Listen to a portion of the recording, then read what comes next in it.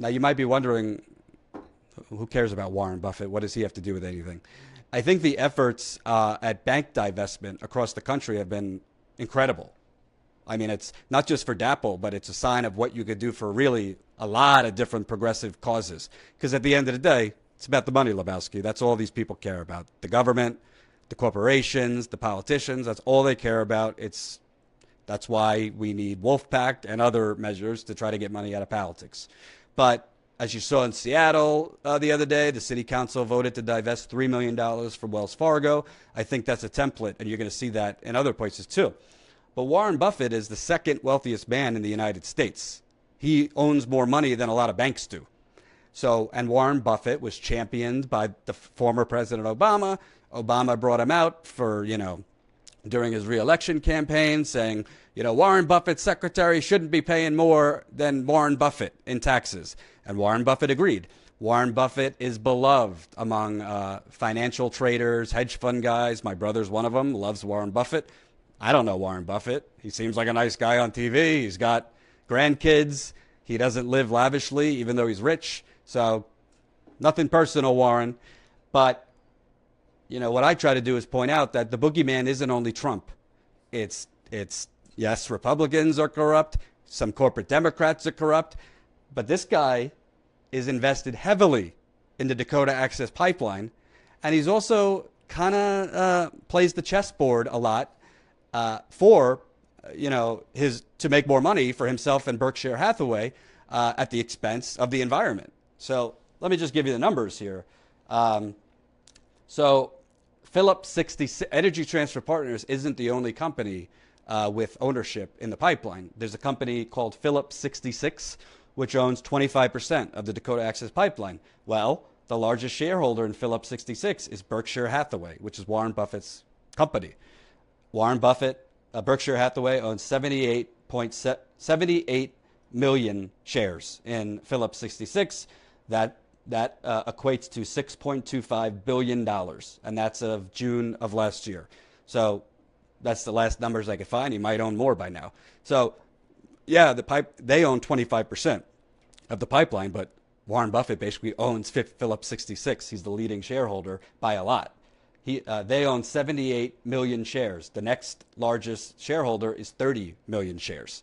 So he basically owns Phillips 66. So the money that Phillips 66 is getting from this pipeline, Warren Buffett's getting most of it, folks, because he's the largest shareholder in Phillips 66. It's not just directly that he owns all these shares in Phillips 66. Warren Buffett is heavily invested in the investment banks that are invested in this. So let me, to repeat the banking numbers, let me get that information for you. Hold on.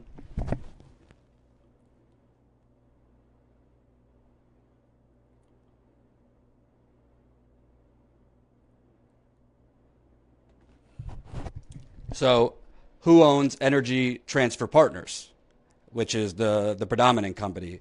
You got Goldman Sachs, Morgan Stanley, JP Morgan Chase, Bank of America, UBS, Citigroup.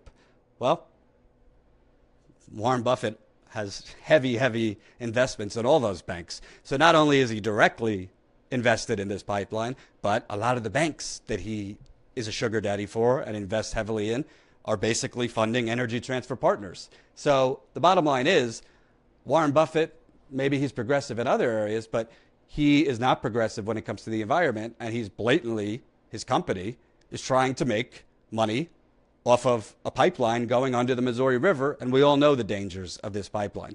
So I think it's important when you focus, you gotta do multiple things at a time. Of course, focus on the banks, but Warren Buffett, he's a name, right?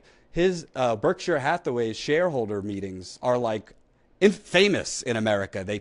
It's like they're held literally in stadiums, like sporting stadiums that hold tens of thousands of people, and they're filled. People come to hear Warren Buffett's expertise because he is brilliant. He is a brilliant investor. But somebody's got to start asking Warren Buffett, what about this investment in this pipeline? There's also the fact that there were definite, I'd call them,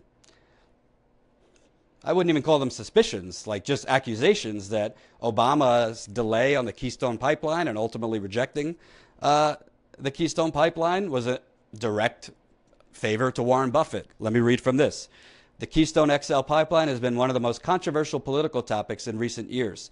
Those hoping that Republicans gaining control of both houses of Congress would lead to the project's approval got a reality check earlier this week when President Barack Obama vetoed a bill that would have authorized construction. Obama's veto was not a final rejection of the pipeline, just an assertion that the legislation, quote, cuts short through consideration of issues that could bear on our national interest, blah, blah, blah, blah, blah. So, however, there are also some surprising beneficiaries from the administration's refusal to allow the pipeline to be built. The shale boom in North Dakota and other parts of the country has led to a shortage of pipeline capacity, which is part of the reason that TransCanada wants to build Keystone XL. In lieu of adequate pipeline infrastructure, oil companies have had to use alternative methods for shipping crude, including trucks, freight trains, and barges. In fact, more oil is moving by freight transit now than at any time since record keeping began in 1981. From 2011 to 2012, U.S. rail deliveries of crude quadrupled. In North Dakota, which would have some usage of Keystone XL, rail was used to carry 69% of production. And the railroad that is by far the leader in crude transportation is Burlington Northern Santa Fe, a subsidiary of Warren Buffett's Berkshire Hathaway. This company is the largest carrier of oil from North Dakota's Bakken Shale Formation, and construction of Keystone XL pipeline could put a dent in Buffett's company's $22 billion annual revenue stream. Can I prove that Obama denied Keystone as a blowjob to Warren Buffett? No, but I can prove that Obama and Buffett were buddies. They were on the phone. They were, Buffett came out to do press conferences with him and photo ops. So Buffett kind of plays it both sides. He's either directly invested in a pipeline like Dakota Access, or he is working adamantly to stop pipelines to benefit his railroad companies. And he owns a lot of railroads in America. And just so we could kind of debunk that Warren Buffett is some patron saint of progressive plutocracy, because a lot of Democrats use him as one of the most generous billionaires, and he gives a lot of money, most of his money, to charity. So kudos on that. But Warren Buffett owns a lot of things that have questionable, let's say, performance. Let me read to you about. Hold on, I got to find it. Warren Buffett's mobile home empire preys on the poor. So, Warren Buffett, if you didn't know, owns a mobile home, mortgage and lender company. Let me read. This is from the Center for Public Integrity. Denise Pitts walked into the pawn shop not far from where she bought her mobile home in Knoxville, Tennessee, and offered up her wedding rings for $100. Her marriage wasn't over, but her husband was battling cancer, and Pitts said her mortgage company told her the only way to keep a roof over his head would be to sell everything else.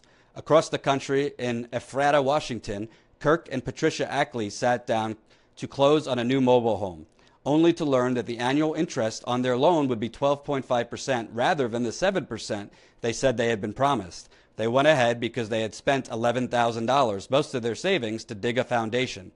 And near Bug Tussle, Alabama, Carol has been paying down her home for more than a decade, but still owes nearly 90% of the sales price and more than twice what the home is worth. The family's dealers and lenders went by different names: Love Homes, Clayton Homes, Vanderbilt, 21st Mortgage, yet the disastrous loans that threaten them with homelessness, or the loss of family land stem from a single company, Clayton Homes, the nation's biggest home builder, which is controlled by its second richest man, Warren Buffett. Buffett's mobile home empire promises low-income Americans the dream of home ownership, but Clayton relies on predatory sales practices, exorbitant fees, and interest rates that can exceed 15%, trapping many buyers in loans they can't afford and in homes that are almost impossible to sell or refinance, an investigation by the Center for Public Integrity and the Seattle Times has found. I'm not going to read the rest. I'll put the links to this in the YouTube video once we move this to YouTube. But I guess the point I'm trying to make is, yes, Donald Trump is enemy number one, I guess you could say. Energy Transfer Partners, energy, enemy 1B, obviously Wells Fargo, Bank of America, Citigroup, Deutsche Bank, all the banks invested in this pipeline. You guys have been actively, as well as people around the country, the world, in trying to divest from them, and I think that's slowly working. But let's not get the second richest man in America is directly going to be enriched even further, and there's been not a peep really about that. The media doesn't cover it, and well, the business media won't cover it because they'll do anything just to breathe the same air as Warren Buffett. But Buffett, in this case, is being greedy at the expense of the environment, and he needs to be called out. Hey, you make the hashtag Warren Dapple, hashtag Warren Dapple, hashtag, buffet poison, whatever you want. But, Warren Buffett's got some explaining to do. Again, Berkshire Hathaway, I'll find the number, but Warren Buffett should explain why he's heavily invested. Because let me tell you something. If Warren Buffett divests from the Dakota Access Pipeline, it's a huge story that the media cannot ignore. So I'm going to start. I'm going to cover him as I have time. If I have time, I'm going to look into his further financial dealings. But he's not some innocent butterfly.